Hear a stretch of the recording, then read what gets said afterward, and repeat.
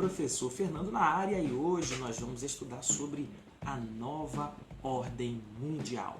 E a minha pergunta é, o que seria isso? Estamos falando de uma conspiração apocalíptica? Existem tantas teorias malucas e sombrias sobre isso que as pessoas ficam até assustadas. Mas não, eu não vou falar de nenhuma teoria maluca, não vou falar de nenhuma conspiração apocalíptica, eu vou falar do momento pós-Guerra Fria. O que aconteceu com o mundo depois de 1989, com a queda do Muro de Berlim, com o fim da chamada bipolaridade? Esse período da nova ordem mundial se estabeleceu no mundo, como eu disse a vocês, com o fim da Guerra Fria, que se deu para alguns com a queda do Muro de Berlim em 1989 e para outros com a dissolução da União das Repúblicas Socialistas Soviéticas em 1991. A verdade é que o mundo passou a experimentar um novo momento. O mundo passou a viver com uma nova relação de poder. Ordem mundial, como eu já disse no vídeo anterior, é, na verdade, uma estrutura de poder. Como o poder está distribuído, dividido entre as potências do mundo. O poder político, o poder econômico e o poder militar. Quem passou a ditar as regras do jogo depois do fim da bipolaridade, depois do fim da Guerra Fria? De um lado estava os Estados Unidos, do outro lado a União Soviética. A União Soviética se mostrou estagnada, enfraquecida e encerrou suas atividades no ano de 1991. Do outro lado, os Estados Unidos fortalecidos. E então, quem passou a dar as cartas? Será que os Estados Unidos sozinhos comandaram todas as ações geopolíticas do mundo? Vamos perceber aqui com essa aula de hoje sobre a nova ordem mundial. Bem, esse período, como eu disse a vocês, marca o estabelecimento da soberania dos Estados Unidos em algumas ações, em alguns campos, principalmente na questão militar e política do mundo. Quanto à questão econômica, nós falaremos já já. E marca também o estabelecimento da OTAN como a principal organização militar internacional, né? A Organização do Tratado Atlântico Norte. É importante também dizer a vocês que, depois de superadas as disputas da Guerra Fria, não fazia muito sentido para países como o Japão e nações da Europa Ocidental seguirem os Estados Unidos, seguirem a liderança dos Estados Unidos. Imagina, nós temos dois grandes polos de poder. Um dos polos de poder saiu enfraquecido e derrotado. Não faz muito sentido esse outro aqui se estabelecer como uma liderança a ser seguida. Afinal de contas, vida que segue, cada um toca a sua própria vida. E foi o que aconteceu. O Japão foi correr atrás dos seus desafios, a Europa se sentiu um pouco livre, de certa forma, dos Estados Unidos e cada um foi cuidar do seu cada um. E a partir daí, nós dizemos que os Estados Unidos, de fato, eles se consolidaram como uma grande potência militar, uma grande potência política e uma grande potência econômica. No campo do militarismo, no campo da influência política, é inegável a ação hegemônica dos Estados Unidos, ou seja, os Estados Unidos de fato têm muito poder, muita força, muita influência. Agora, no campo da economia, eu não posso dizer que os Estados Unidos é a nação que sozinha comanda esse jogo.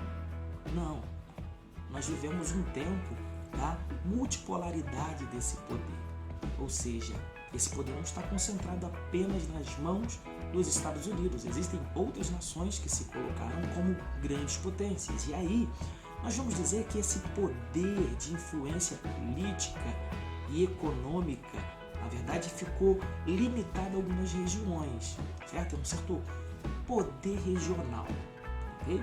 Então, os Estados Unidos, na verdade, se sagraram como uma grande potência mundial nos níveis econômicos, nos níveis militares, nos níveis políticos, mas em relação à questão econômica, ele não anda sozinho, ele não caminha sozinho. E é esse momento que nós chamamos de nova ordem mundial. Esse momento a gente pode chamar também de um poder unimultipolar. Uni, porque os Estados Unidos é a potência militar e política do mundo, e multipolar porque existem diversos polos de poder em relação à questão econômica. Outro ponto importante desse aspecto da nova ordem mundial, desse novo momento, é a globalização e o neoliberalismo. A globalização, na verdade, é um processo que não começou agora.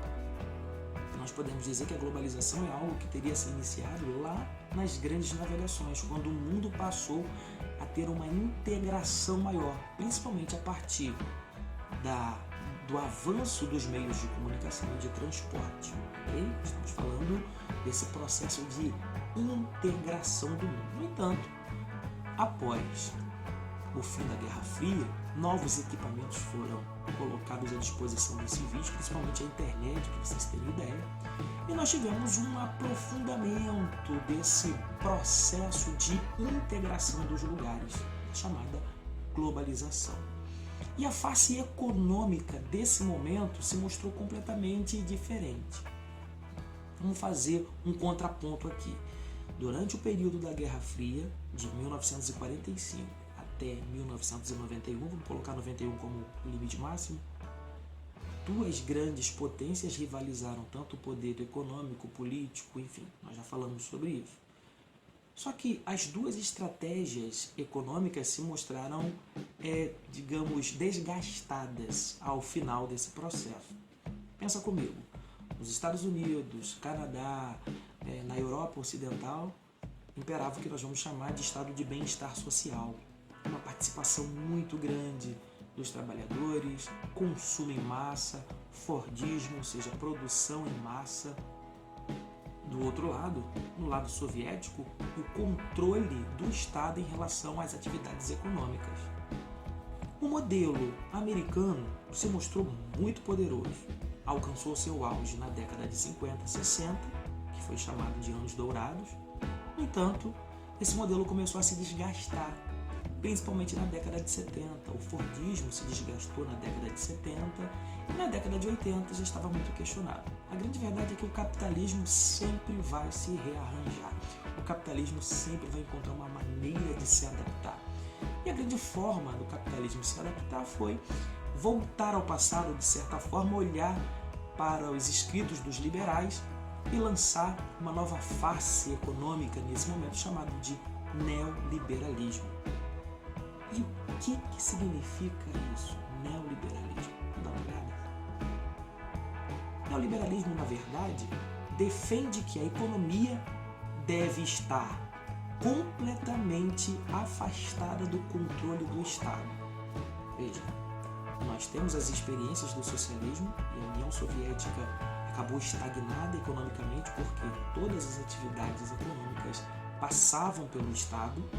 E do outro lado a gente tem o modelo do bem-estar social também desgastado. Então o mundo passou a contar com uma nova doutrina econômica chamada de neoliberalismo, em que as suas bases diziam o seguinte: nós precisamos que o Estado abra mão de influenciar diretamente a economia, de interferir nas atividades econômicas. Nós precisamos que o Estado faça isso, que o Estado cuide apenas de segurança e que todas as outras áreas fiquem à disposição do mercado. Educação, saúde, enfim, as estatais, ou seja, as empresas públicas. Para que empresa pública? Esse era o grande questionamento. E na década de 70, 80, esse modelo começou a ganhar força no mundo. 3 países foram os principais representantes: Chile, Estados Unidos e a Inglaterra. Esse modelo neoliberal, na verdade, se tornou a face desse novo momento, principalmente pós década de 80. Se tornou, na verdade, algo como uma cartilha para ser colocada em prática em diversos lugares do mundo. Tirar do Estado o peso das atividades que deveriam ser colocadas na mão do mercado. Para isso, algumas coisas foram pautadas. Por exemplo, privatizações. O que é privatizar? É pegar algo que é de empresa pública, por exemplo, e vender para a iniciativa privada. No Brasil, nós tivemos 2 grandes momentos do avanço desse neoliberalismo. E só para dizer para vocês que a doutrina vigente no mundo ainda é o neoliberalismo, ok? Não foi superada não, tá aí, está funcionando. Mas no Brasil nós tivemos dois grandes momentos emblemáticos. Nós tivemos na década de 90, principalmente em dois grandes governos. O governo do Fernando Collor de Mello e o governo de Fernando Henrique Cardoso, principalmente na época do Fernando Henrique Cardoso com as privatizações, onde grandes empresas públicas foram vendidas para o capital privado. Outra grande pauta do neoliberalismo é a livre circulação de capitais, abertura econômica e entrada de empresas multinacionais. Isso ficou marcado no Brasil, principalmente no governo de Fernando Collor de Mello.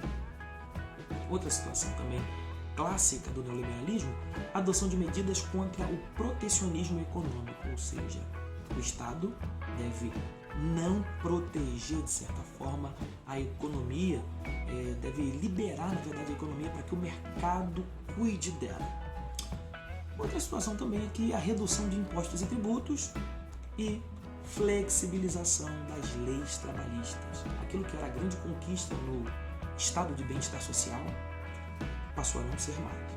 É claro, gente, que esse modelo foi questionado, ele é questionado em diversos lugares do mundo. Existem muitas críticas em relação ao neoliberalismo.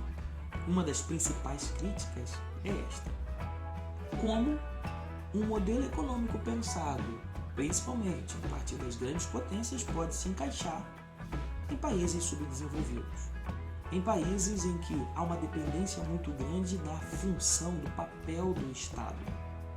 Como? Em 1989 foi lançado nos Estados Unidos uma cartilha que foi tirada do consenso de Washington.